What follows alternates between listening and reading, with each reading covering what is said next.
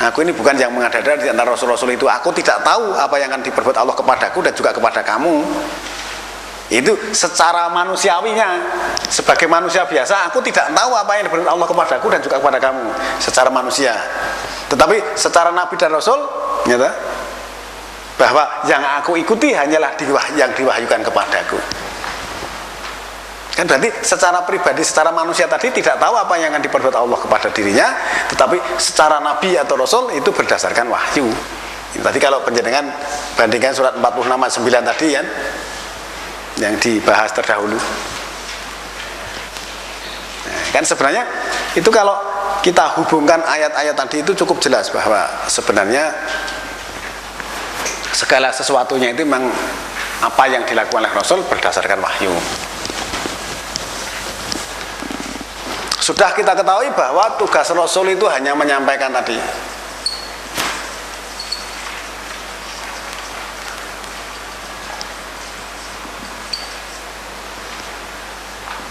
Kalau kamu mendapat petunjuk itu ya petunjuk untuk dirimu. Kalau kamu sesat, katakanlah bahwa aku ini hanya menyampaikan yang nyata. Hanya menyampaikan. Jadi dapat petunjuk dan tidak itu bukan karena Rasul.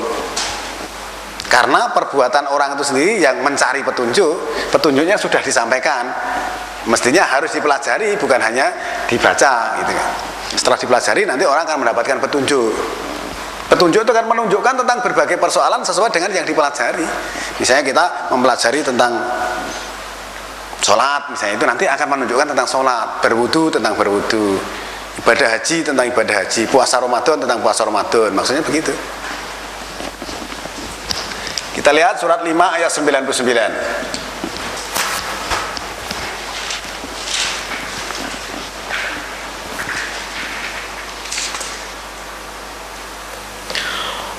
Ma 'alal rasuli illal balagh wallahu ya'lamu ma tubduna wa ma taktumun.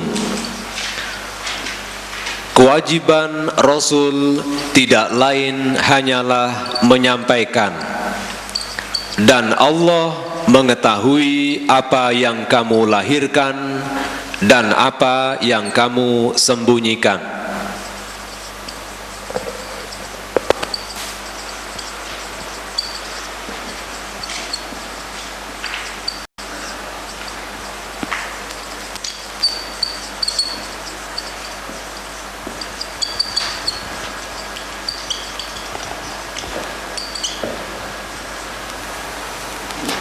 Nah, di sini tidaklah tugas seorang Rasul itu kecuali hanya menyampaikan. Sudah sampaikan nggak mau ya sudah. Kamu masuk neraka atau surga itu juga urusanmu sendiri. Allah mengetahui apa yang kamu nyatakan dan apa yang kamu sembunyikan. Nanti nek buat sembunyikan artinya ayatnya dikurangi itu jadi Allah tahu. Ditambahi juga Allah tahu. Maka Rasul tidak mungkin akan nambah dan tidak akan mengurangi. Maka tugasnya menyampaikan ya sudah, namanya petugas penyampai itu nggak mungkin akan menambahi dan mengurangi gitu loh Pak. Nah, tugas menyampaikan kok masuk nambahi dan mengurangi itu gimana? Namanya bukan penyampai, nanti yang ditambah-tambah. Nanti hasilnya akan berbeda, apalagi dikurangi. Kalau dikurangi nanti tidak lengkap. Kalau ditambahi juga kelebihan. Kalau kelebihan nanti ditilang. Ya kan beratnya tambah nanti. Sekarang kita lihat surat 1682.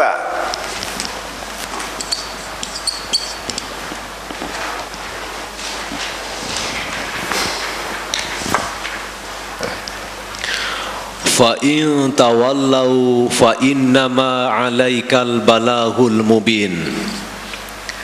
Jika mereka tetap berpaling, maka sesungguhnya kewajiban yang dibebankan atasmu hanyalah menyampaikan dengan terang. Di sini kan dipertegas, ya. Fa in tawalau fa innama 'alaikal balagul mubin. Maka jika mereka berpaling, sesungguhnya tugasmu hanyalah menyampaikan yang nyata. Sudah sampaikan ya sudah. Mereka berpaling ya silahkan aja, nggak mau juga nggak apa-apa gitu. Yang penting sudah kamu sampaikan. Masalah orang berpaling, mengolok-olok, tidak mau menerima, itu nggak apa-apa. Nanti kalau dia tidak mendapat petunjuk, kan mereka sendiri yang nggak dapat petunjuk, maksudnya gitu.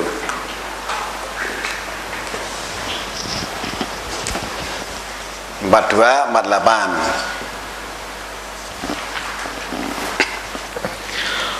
فَإِنْ أَعْرَضُوا فَمَا أَرْسَلْنَاكَ عَلَيْهِمْ حَفِيظًا إِنْ عَلَيْكَ إِلَّا الْبَلَاغُ وَإِنَّا إِذَا أَذَقْنَا الْإِنْسَانَ مِنَّا رَحْمَةً فَرِحَ بِهَا وَإِنْ تُصِبْهُمْ سَيِّئَةٌ بِمَا قَدَّمَتْ أَيْدِيهِمْ فَإِنَّ الْإِنْسَانَ كَفُورٌ. Jika mereka berpaling, maka kami tidak mengutus kamu sebagai pengawas bagi mereka. Kewajibanmu tidak lain, hanyalah menyampaikan. Sesungguhnya apabila kami merasakan kepada manusia suatu rahmat dari kami, dia bergembira ria karena rahmat itu. Dan jika mereka ditimpa kesusahan disebabkan perbuatan tangan mereka sendiri, niscaya mereka ingkar, karena sesungguhnya manusia itu amat ingkar. Di sini kan isinya hampir sama, Pak. Ya, sisi wa in a'radu fa ma arsalnaka 'alaihim hafidho. Jika mereka membantah, menyanggah atau berpaling, tidaklah aku mengutus kamu penjaga atau pengawas atas mereka, tetapi tugasmu hanyalah menyampaikan. Kamu sudah sampaikan, nggak mau ya sudah. Karena Rasul itu tidak ditugaskan untuk menjadikan orang itu masuk surga atau tidak masuk neraka, mendapat petunjuk atau tidak, itu bukan tugasnya Rasul gitu loh. Tadi kan ayat-ayat terdahulu sudah banyak. Ini menegaskan bahwa memang tugas Rasul itu hanya menyampaikan. Menyampaikan sudah, apa yang disampaikan itu diterima apa tidak itu nggak terlalu penting, tapi tugas Rasul menyampaikan.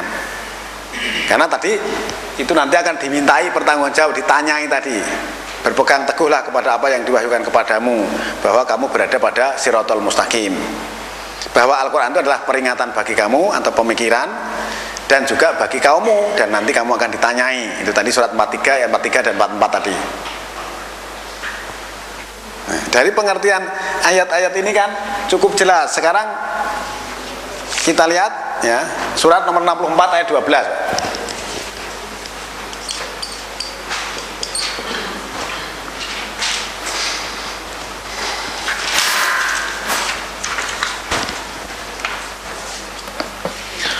Wa ati'ullaha wa ati'ur rasul fa in tawallaitum fa innama ala rasulinal balahul mubin. Dan taatlah kepada Allah dan taatlah kepada Rasul. Jika kamu berpaling, maka sesungguhnya kewajiban Rasul kami hanyalah menyampaikan dengan terang. Nah, di sini Pak, yang perlu juga kita pahami dan kita cermati bahwa banyak sekali ayat yang mengatakan taatlah kepada Allah dan taatlah kepada Rasul. Ini saya katakan antara Allah dan Rasul itu jangan dipisahkan. Kalau dipisahkan nanti hasilnya beda. Taatlah kepada Allah artinya mentaati ketentuan hukum Allah, kepada Rasul berarti kepada apa yang disampaikan oleh Rasul. Ya, tugas Rasul tadi menyampaikan ayat-ayat Allah kan. Tadi saya hanya memberi peringatan kepadamu dengan wahyu. Saya ditugaskan agar menyampaikan atau menganalisakan Al-Quran. Nah, di sini tidaklah tugas Rasul kecuali hanya menyampaikan. Allah mengetahui apa yang kamu nyatakan dan apa yang kamu sembunyikan. Maka kita diperintah taatlah kepada Allah, berarti kepada ketentuan hukum Allah yang disampaikan oleh Rasul. Kalau kita mengikuti apa yang disampaikan Rasul tadi, berarti pada hakikatnya kita sudah mentaati Allah, maksudnya begitu. Nah, Rasul sendiri juga harus mentaati ketentuan hukum yang disampaikan itu. Jadi itu bukan hanya berlaku untuk umatnya, tapi juga berlaku untuk dirinya, gitu loh Pak. Ya, bisa ditangkap Pak. Ya, supaya kita nanti kalau misalnya ada kata-kata taatlah kepada Allah dan taatlah kepada Rasul, itu nanti Rasulnya itu diarahkan kepada arah yang tidak sesuai. Akhirnya nanti seolah-olah masing-masing Rasul itu punya ketentuan beda-beda.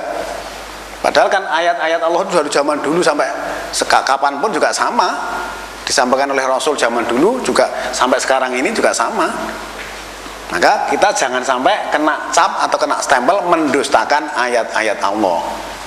Nah, mendustakan Rasul itu berarti mendustakan ayat-ayat Allah yang disampaikan oleh Rasul.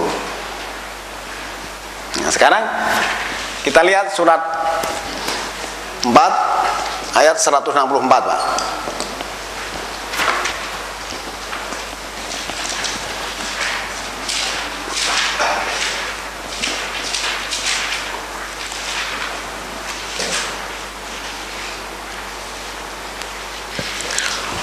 Wa rusulan qad qasasnahum 'alaika min qablu wa rusulan lam naqsushum 'alaik wa kallamallahu Musa taklima.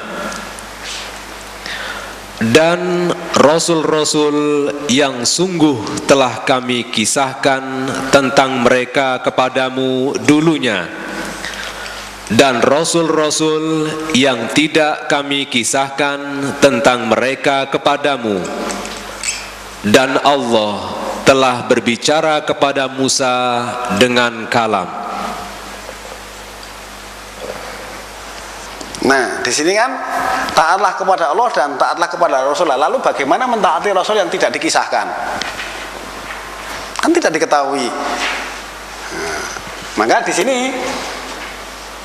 taatlah kepada Allah dan taatlah kepada Rasul berarti mentaati ketentuan hukum Allah. Mentaati Rasul berarti mentaati apa-apa yang disampaikan oleh Rasul itu berupa ketentuan hukum Allah. Padahal ternyata Rasul-Rasul itu ada yang sungguh kami kisahkan kepada kamu dulunya, dan juga Rasul yang tidak kami kisahkan kepadamu.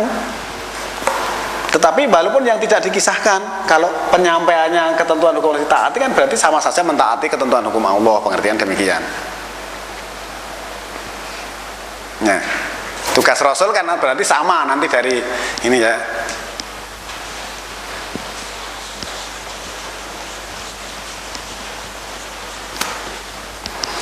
Kita lihat surat kedua ayat 129. Ini dulu Nabi Ibrahim berdoa.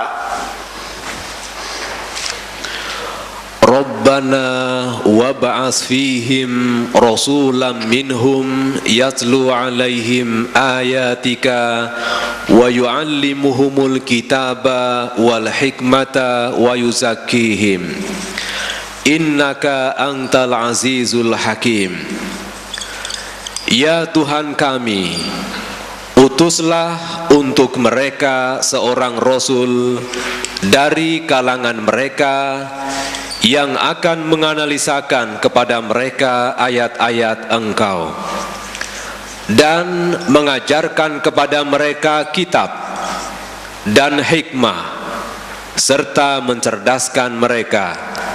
Sesungguhnya Engkaulah yang maha perkasa lagi maha bijaksana. Nah, di sini Nabi Ibrahim kan berdoa, Rabbana asfihim rasulam minhum yatslu alaihim ayatika wa yu'alihumul kitaba wal hikmah wa yusakkihim innaka antal azizul hakim. Tuhan kami, bangkitkanlah atas mereka seorang rasul dari kalangan mereka sendiri. Berarti pada umumnya rasul itu dari kalangannya sendiri gitu. Yang tugasnya apa?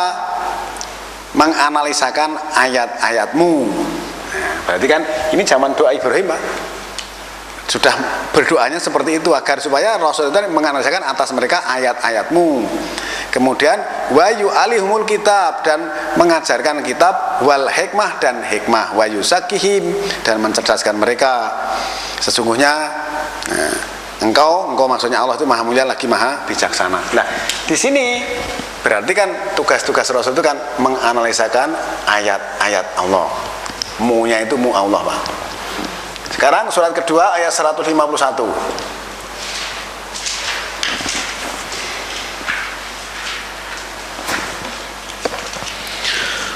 Kama arsalna fikum rasulam minkum yaslu alaikum ayatina wa yuzakkikum wa yuallimukumul kitaba wal hikmata wa yuallimukum ma lam takunu ta'lamun.